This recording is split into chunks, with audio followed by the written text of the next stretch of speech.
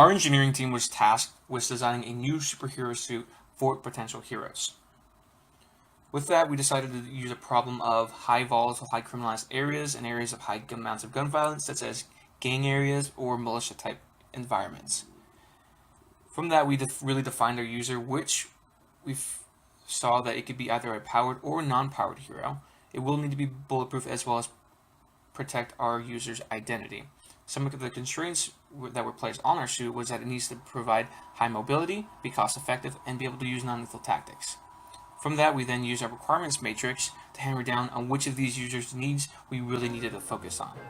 And from that, we got our prototype.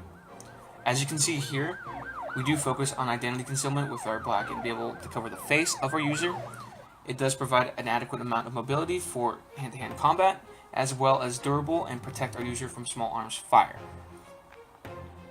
This is done with our arm gauntlet, which is our primary piece of our suit, which has the shield as well as a firing mechanism for rubber bullets for a non-lethal takedown tactic for long range, mid to long range. We then have our engineering drawings here to show exactly how our gauntlet works and how it fires. Essentially, a bullet goes through two motors, which propel it forward at high speeds.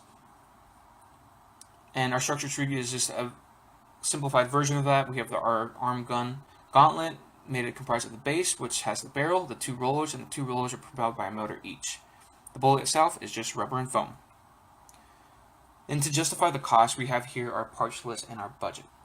We spent a total of $256.06 on our prototype, and that was mostly spent on getting our firing mechanism for our shield gauntlet, because that was our primary piece of our suit.